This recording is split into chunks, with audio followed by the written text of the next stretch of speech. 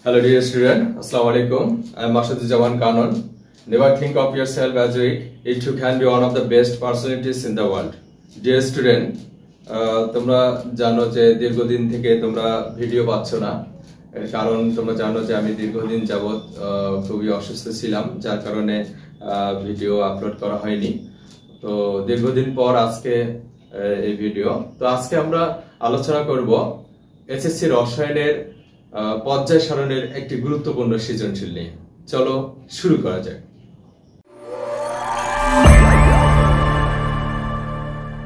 তাহলে এখানে যে প্রশ্নটা, সেই প্রশ্নটা হচ্ছে PQRS চারটি মৌল যাদের পারমাণবিক সংখ্যা 11, 17, 1, 8 দেয়া আছে। তাহলে আমাদের এখানে প্রথম প্রশ্নে বলছে মেন্ডেলিভের পর্যায় সূত্র লেখো, এবং এখানে সাইডে আমি লিখছি সংশোধিত ও আধুনিক পর্যায় সূত্র। তাহলে আমরা জানি মেন্ডেলিভের পর্যায় সূত্র হইল, তোমরা অবশ্যই নোট করে নিবে, আমার একটু লিখতে একটু প্রবলেম, তোমরা আমি লেখার বিষয়টা একটু শর্ট করব, যে বিষয়গুলো তোমরা লিখে নেবে। মেন্ডেলিভের পর্যায় সূত্র হইল, যদি মৌলসমূহকে তাদের পারমাণবিক ভর অনুসারে সাজানো যায় তবে তাদের ভৌত ও রাসায়নিক ধর্মাবলী পর্যায়ক্রমে আবর্তিত হয়। এখানে আমি সংশোধিত এবং আধুনিক পর্যায় সূত্রের কথা বলছি। তোমরা যদি কখনো দেখো যে তোমাকে বলা হয়েছে যে মেন্ডেলিভের সংশোধিত পর্যায় সূত্রটি লেখো বা আধুনিক পর্যায় সূত্রটি বিবৃতি করো, তখন তোমরা যেটা করবে, ওখানে যে পারমাণবিক ভর লিখছিলা তখন তোমরা লিখবে পারমাণবিক সংখ্যা, শুধুমাত্র পারমাণবিক ভরের জায়গায় হবে পারমাণবিক সংখ্যা। অর্থাৎ যদি মৌলসমূহকে তাদের পারমাণবিক সংখ্যা অনুসারে সাজানো যায় তবে তাদের ভৌত ও রাসায়নিক ধর্মাবলী পর্যায়ক্রমে আবর্তিত হয়। এরপর দেখো পরের প্রশ্নে বলছে, ক্ষয়ে বলছে আয়নীকরণ শক্তি ও ইলেকট্রন আসক্তি কাকে বলে। আমরা জানি যখন কোনো মৌল ইলেকট্রন দান করে ধনাত্মক আয়নে পরিণত হতে যে শক্তি অর্জন করে তাকে আয়নীকরণ শক্তি, এবং কোনো মৌল ইলেকট্রন গ্রহণ করে ঋণাত্মক আয়নে পরিণত হতে যে শক্তি নির্গত করে তাকে ইলেকট্রন আসক্তি বলে। পরের প্রশ্নে বলছে পি ও কিউ মৌল দুটির পারমাণবিক আকারের ব্যাখ্যা দাও। আমি টাইপের প্রশ্নের কিছু বিষয়, দুইটা প্রশ্ন কিন্তু আমি আলোচনা করছিলাম বিস্তারিত ব্যাখ্যা সহ। সেই প্রশ্নটা ছিল কিন্তু যে আমি এখানে দুইটা প্রশ্ন দিছিলাম, একটা হইলো যে পর্যায় সারণীর একই পর্যায়ে যতই বাম দিক থেকে ডান দিকে যাওয়া যায় ততই তাদের পারমাণবিক সংখ্যা বৃদ্ধি পায়, কিন্তু পারমাণবিক আকার হ্রাস পায়। আমরা পর্যায় সারণীর একই পর্যায়ে যত বাম দিক থেকে ডান দিকে যাব ততই কি মৌলগুলোর পারমাণবিক সংখ্যা বৃদ্ধি পাবে, কিন্তু পারমাণবিক আকার হ্রাস পাবে। এবং আরেকটা প্রশ্ন ছিল পর্যায় সারণীর যতই উপর থেকে নিচে যাওয়া যায় ততই তাদের পারমাণবিক আকার বৃদ্ধি পায়। সেই টাইপেরই প্রশ্ন এখানে গ প্রশ্ন। এটা কিন্তু ওই দুইটা টাইপের প্রশ্নই বিভিন্ন ভাবে এই প্রশ্নটা কিন্তু থাকে। তোমরা দেখবে অনেক সময় দেওয়া থাকবে পারমাণবিক আকার, পারমাণবিক আকারের জায়গায় পারমাণবিক ব্যাসার্ধ দেওয়া থাকতে পারে। পারমাণবিক আকার এই জায়গায় পারমাণবিক ব্যাসার্ধ দেওয়া থাকতে পারে। তার মানে কি পারমাণবিক আকার পারমাণবিক ব্যাসার্ধ একই কথা। কেমন করে? এই যে দেখো, এটা তো একটা পরমাণুর আকার, আবার আচ্ছা এটা একটা পরমাণুর আকার, এটাও একটা পরমাণুর আকার। দেখো তো তাহলে এই আকার, এটা আকারে দেখতে পাচ্ছি আমরা। আবার যদি ব্যাসার্ধের কথা বলি তাহলে এটা ব্যাসার্ধ না, এটা ব্যাসার্ধ। তাহলে দেখো এই ব্যাসার্ধ অপেক্ষা এই ব্যাসার্ধ কি কম না? তাহলে আমরা ব্যাসার্ধও বলতে পারি। আকার ব্যাসার্ধ একই বিষয়। তাহলে আমরা এই প্রশ্নের সমাধানে যাই।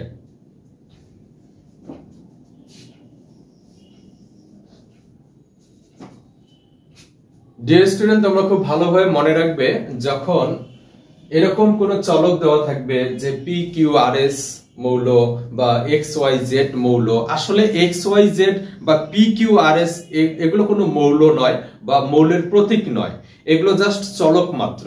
তাই আমাদের প্রথম যে কাজ করতে হবে সেটা হচ্ছে প্রথমে পারমাণবিক সংখ্যা বা অনেক সময় পারমাণবিক ভর দেওয়া থাকতে পারে, সেই পারমাণবিক সংখ্যা বা ভর অনুসারে আমরা যেটা করব আগে এই মৌলগুলোকে শনাক্ত করব।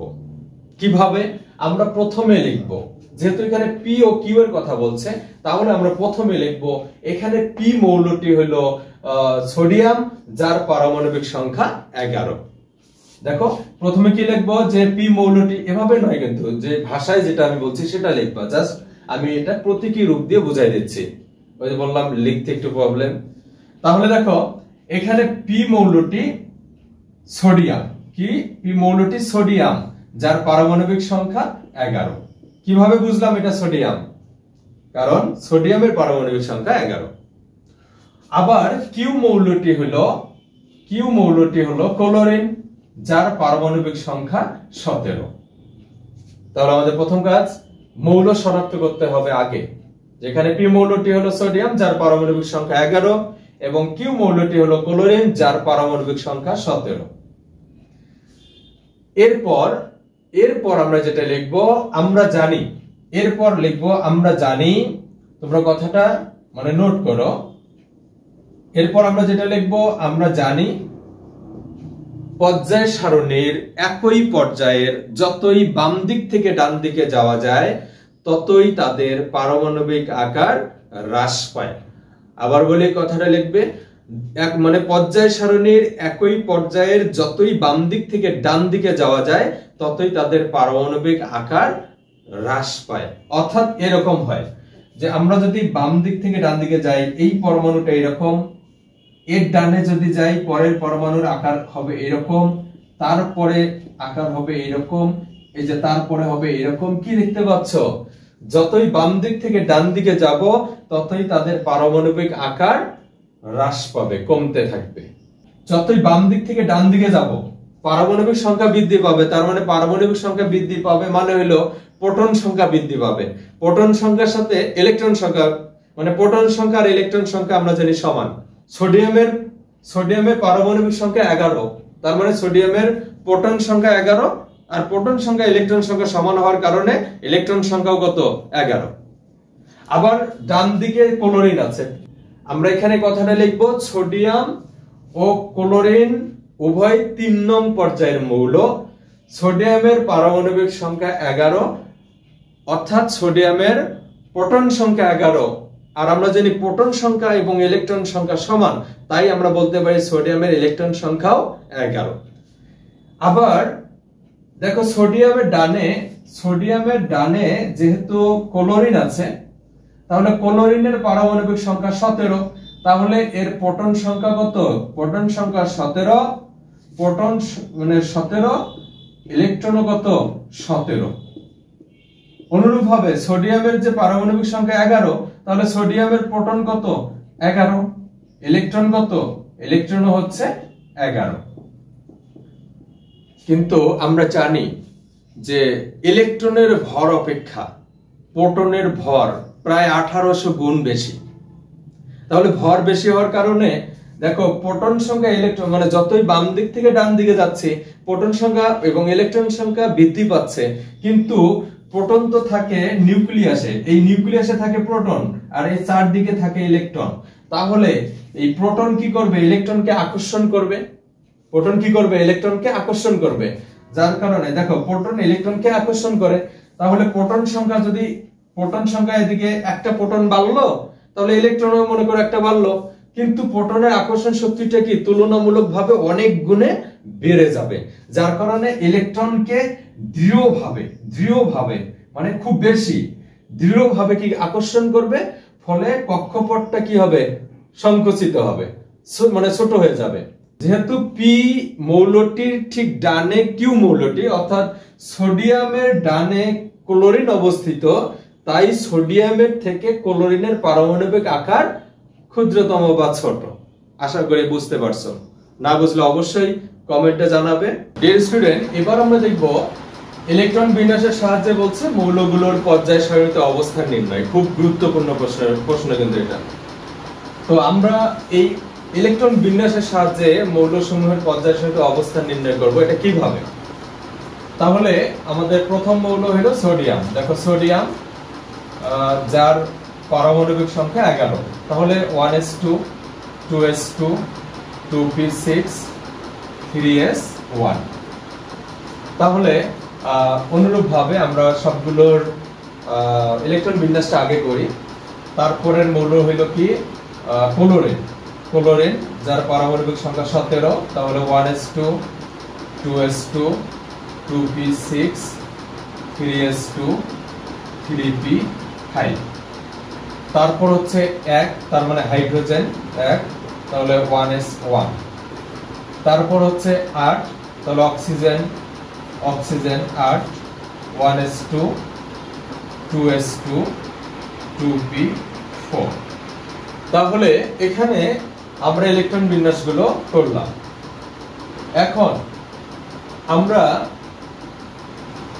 এই যে আমাদের যেহেতু বলছে ইলেকট্রন বিন্যাসের সাহায্যে পর্যায় সারণীতে অবস্থান নির্ণয়, তাই আমরা ইলেকট্রন বিন্যাস করলাম আগে। এখানে এখন লক্ষ্য করো যে তোমরা এই কথাটা মনে রাখবে বা শুরুতে লিখবে। আমরা জানি কোন মৌলের ইলেকট্রন বিন্যাসে ইলেকট্রনগুলো যতটি প্রধান শক্তি স্তরে বিন্যস্ত সেটি তার পর্যায় সংখ্যা। মানে ইলেকট্রনগুলো যতটি প্রধান শক্তি স্তরে বিন্যস্ত সেটা হলো তার পর্যায় সংখ্যা। তাহলে বলো তো এখানে সোডিয়ামের ইলেকট্রন বিন্যাস, এই যে দেখো 3টি প্রধান শক্তি স্তরে বিন্যস্ত, তাহলে পর্যায় কত? সোডিয়ামের পর্যায় 3। তোমরা এভাবে লিখবা না, তোমরা ব্যাখ্যা দিয়ে লিখবা যে এখানে সোডিয়ামের ইলেকট্রন 3টি প্রধান শক্তি স্তরে বিন্যস্ত, তাই সোডিয়ামের পর্যায় 3। অনুরূপভাবে বলো তো এই যে এখানে ক্লোরিনের পর্যায় কত? এখানেও দেখো শেষে কি আছে? 3 আছে, 3টি প্রধান শক্তি স্তরে বিন্যস্ত, তাহলে এরও পর্যায় কত? এরও পর্যায় 3। এখানে হাইড্রোজেন কয়টা শক্তি স্তরে বিন্যস্ত? একটা, তাহলে পর্যায় কত? হাইড্রোজেনের পর্যায় 1। তারপর অক্সিজেন কয়টি শক্তি স্তরে বিন্যস্ত? 2টি, তাহলে পর্যায় কত? 2। তাহলে আমরা কি বুঝলাম? কোন মৌলের ইলেকট্রন বিন্যাসে ইলেকট্রনগুলো যতটি শক্তি স্তরে বিন্যস্ত সেটি তার পর্যায় সংখ্যা। তাই আমরা পর্যায়গুলো খুব ইজিলি বুঝতে পারলাম। এরপর আসি গ্রুপে একটু ব্যতিক্রম নিয়ম আছে, বিভিন্ন মৌলের বিভিন্ন রকম। তাহলে এখানে সোডিয়ামের গ্রুপ কত? মনে রাখবে, তোমরা তো এই বিষয়গুলো নোট করবে এবং তোমরা যখন পরীক্ষার খাতায় লিখবে তখন এভাবে লিখবে। আমরা জানি কোন মৌলের ইলেকট্রন বিন্যাসে যদি শেষ শক্তি স্তরে s অরবিটাল থাকে তাহলে ওই s অরবিটালের ইলেকট্রন সংখ্যাই হবে গ্রুপ সংখ্যা। তাহলে বলো তো সোডিয়ামের শেষ শক্তি স্তরে s অরবিটাল আছে না? তাহলে s অরবিটাল আছে, s অরবিটালে কয়টা ইলেকট্রন আছে? একটা, তাই সোডিয়ামের গ্রুপ 1। আবার দেখো ক্লোরিনের ক্ষেত্রে মনে রাখবে কোন মৌলের শেষ শক্তি স্তর বলতে দেখো এখানেও 3 আছে, এখানেও 3 আছে, তাহলে শেষ শক্তি স্তর কিন্তু এবার এককভাবে নয়, শেষ শক্তি স্তর কিন্তু এই দুইটা মিলে, কারণ এখানেও 3 আছে, এখানেও 3 আছে। তাহলে মনে রাখবে কোন মৌলের শেষ শক্তি স্তরে যদি s ও p অরবিটাল থাকে, কোন মৌলের শেষ শক্তি স্তরে যদি s ও p অরবিটাল থাকে তাহলে s ও p অরবিটালের মোট ইলেকট্রন সংখ্যার সাথে 10 যোগ করতে হবে। যদি শেষ শক্তি স্তরে s এবং p অরবিটাল থাকে তাহলে s ও p অরবিটালের মোট ইলেকট্রন সংখ্যা যা হবে তার সাথে আরো 10 যোগ করতে হবে, তাহলে গ্রুপ সংখ্যা পাবে। তাহলে আমরা এখানে কি বলতে পারি? এর গ্রুপ কত? তাহলে গ্রুপ হইল এখানে 2টা ইলেকট্রন, এই 2, এখানে 5টা, এই 5 এর সাথে আবার কি করতে হবে? 10 যোগ করতে হবে, এই হলো 17। আশা করি বুঝতে পারছো।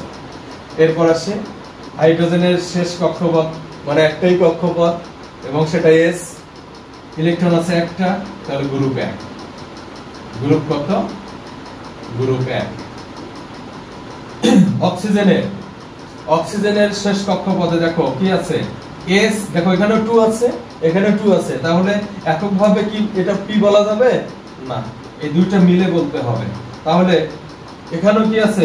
s আছে, p আছে, তাহলে s এবং p, তাহলে একটু আগে আমরা যেটা জানলাম ক্লোরিনের ক্ষেত্রে, তাহলে এখানে 2টা ইলেকট্রন, এই যে 2 যোগ এখানে 4টা, এই 4 যেহেতু s এবং p অরবিটাল আছে তাই এর সাথে আরো কি করতে হবে 10 যোগ করতে হবে, তাহলে কত হয় 4 2 6 আর 10 হলো 10 6 16, এই হলো অক্সিজেন কত 16 নং গ্রুপের মৌল।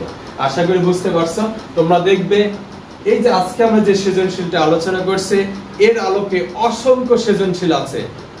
আমি মনে করি তোমরা যদি এটা ভালোভাবে বুঝো তাহলে এই টাইপের সকল সৃজনশীল প্রশ্নের উত্তর খুব সহজে করতে পারবে। তো আজকের জন্য এই পর্যন্ত। তোমাদের যদি ভিডিওটি ভালো লেগে থাকে তাহলে অবশ্যই বেশি বেশি তোমাদের বন্ধুদের সঙ্গে শেয়ার করবে এবং লাইক কমেন্ট করতে ভুলবে না। ধন্যবাদ, সবাই ভালো থাকো, সুস্থ থাকো, আল্লাহ হাফেজ।